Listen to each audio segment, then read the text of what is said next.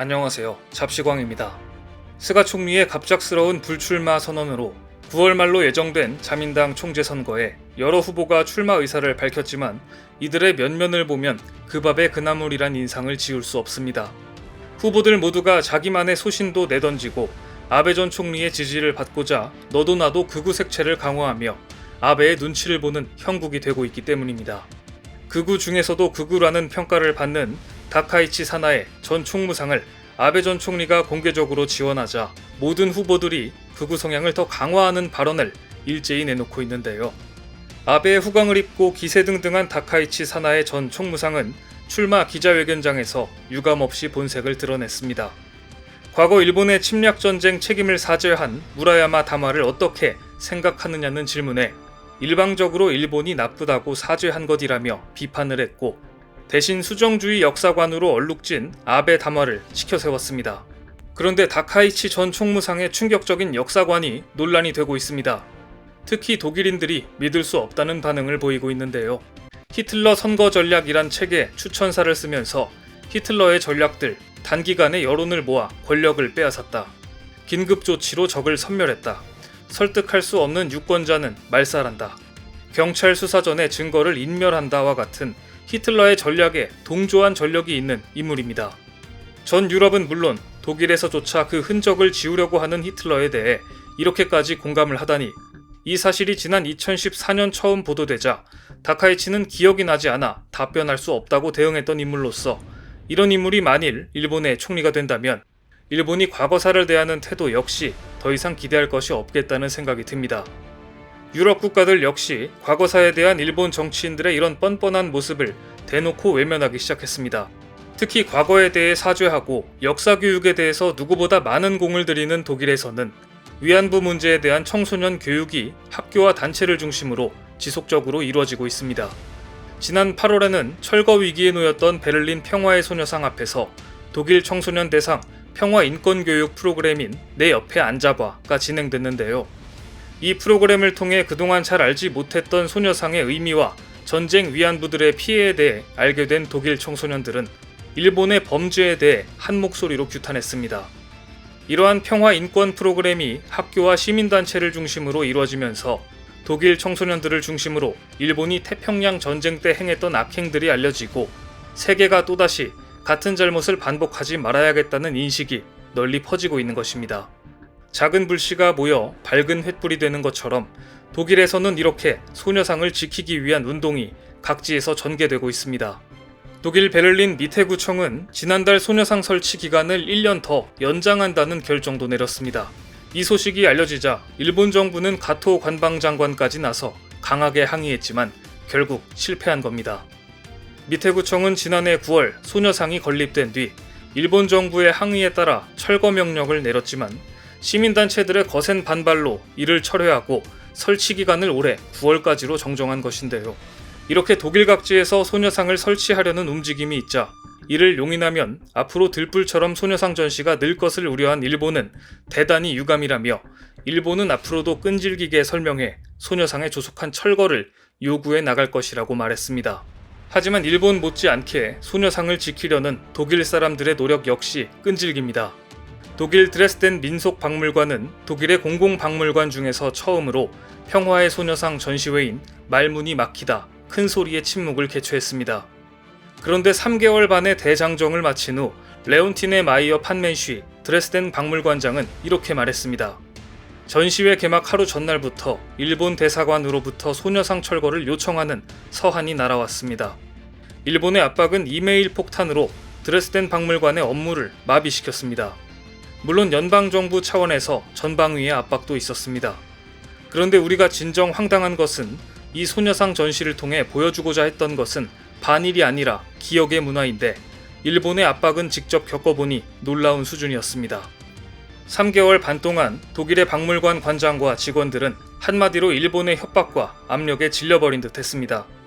드레스덴 민속박물관 측은 직원들에게 매일 수백 통씩 쏟아진 소녀상 철거 요구 이메일 폭탄에 대해 수사를 요청했고 일본 대사관 측에는 이메일 발송을 중단해달라는 요청을 했지만 일본은 자신들이 보내는 것이 아니라는 답변만을 반복했다고 합니다.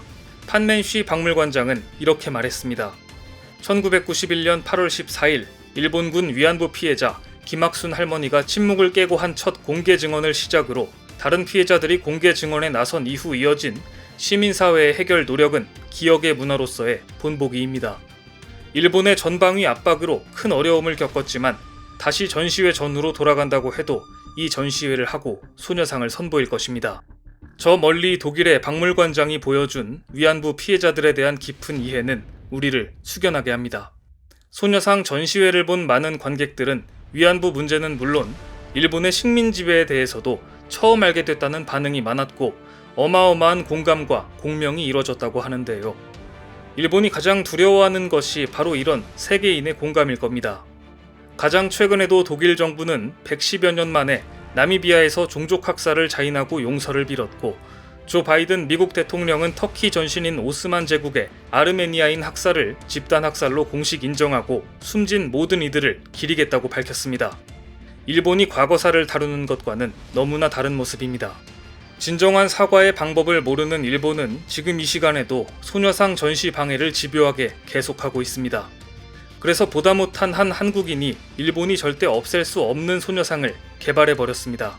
얼마 전 독일 퀼렌 대성당 앞 광장에 스마트폰을 들고 3355 사람들이 모여들었습니다.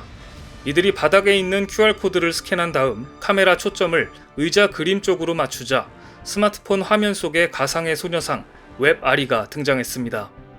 독일 동포 2세 미디어 아티스트 강호진 씨의 작품입니다. 강호진 씨는 베를린에서 작은 평화의 소녀상 전시와 사진을 보고 압도되어 이 주제를 예술적으로 만들고 싶었습니다. 그런데 지난해 베를린에 세워진 평화의 소녀상 동상이 일본의 계속된 철거 요청으로 한 달도 되지 않아 철거 명령이 내려지자 큰 충격을 받았습니다. 다행히 베를린 시민사회와 독일 코리아 협의회가 힘을 합쳐 대응해 철거 명령은 철회됐습니다. 하지만 이 과정을 지켜본 동포 2세 강호진 씨는 결심합니다. 일본이 결코 없앨 수 없는 소녀상을 만들자. 그래서 만든 것이 바로 전 세계 어디에나 세울 수 있는 소녀상, 증강현실 AR 기술을 이용한 가상 소녀상 웹아리입니다. 웹아리는 소녀상 아리의 이름에서 따온 것으로 소녀상의 영토를 가상의 세계로까지 넓힌 셈입니다. 가상의 소녀상 웹아리를 본 독일인들은 이것은 지금까지 한 번도 본 적이 없는 역사와 만나는 최신의 방식이라고 극찬했고, 특히 소녀상은 많은 사람들이 꼭 알아야 하는 범죄에 관한 것인데 이렇게 공간을 초월해 스마트폰 안에서 웹아리를 선보인다면 세계의 많은 사람들이 쉽게 접할 수 있을 거라는 의견들이 많았습니다. 가상 소녀상 웹아리 프로젝트는 지금도 계속되고 있습니다. 강호진 씨는 해시태그 플레이스포피스와 함께 올라오는 가상 소녀상의 사진을 모아 전시할 계획입니다. 아울러 증강현실에서가 아니라 실제로도 당시 소녀의 마음을 느껴볼 수 있도록 소녀가 앉은 것과 같은 크기의 의자를 만들고 있습니다. 올해 안에 오픈을 목표로 하는 베를린 위안부 박물관에 전시될 의자입니다. 가상 소녀상의 다음 버전을 개발 중인 호진 씨는 이렇게 평화의 소녀상을 알리기 위해 한 발 한 발 나아가고 있습니다. 일본이 어떤 압박을 가해도 치울 수 없는 평화의 소녀상이 지구촌 어디에서나 일본의 만행을 세계에 알리는 중요한 수단이 되고 있습니다. 한국의 소녀상 건립운동이 이어질수록 일본의 방해 역시 집요하게 이어지고 있는 지금, 이제 정치와 행정의 영역에서도 한국의 목소리를 전달할 인물들이 해외에 많이 진출하는 것이 시급한 상황입니다. 그런 점에서 독일 연방 하원의원 총선거에 출마한 한국계 후보자 이혜원 후보의 사례는 좋은 시작이 되고 있습니다. 독일 최대주인 노르트라인 베스트 팔렌주 아헨시 1지역구의 사회민주당 후보로 출마한 이혜원 후보는 17살에 3인당 청년위원회에서 정치를 시작한 풀뿌리 정치인입니다.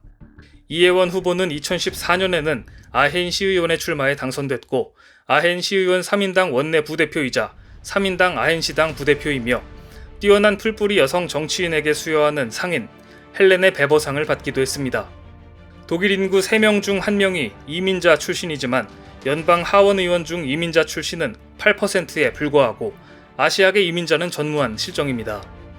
이런 곳에서 한국계 정치인들이 영향력을 넓혀간다면 소녀상을 없애려는 일본의 집요한 로비 활동도 점점 더 어려워질 거라고 생각합니다. 오늘 준비한 소식은 여기까지입니다. 댓글을 통한 여러분들의 많은 의견 기다리겠습니다. 많은 분들의 생각이 모였을 때 진정 가치 있는 지식이 완성될 것입니다. 시청해주셔서 감사합니다.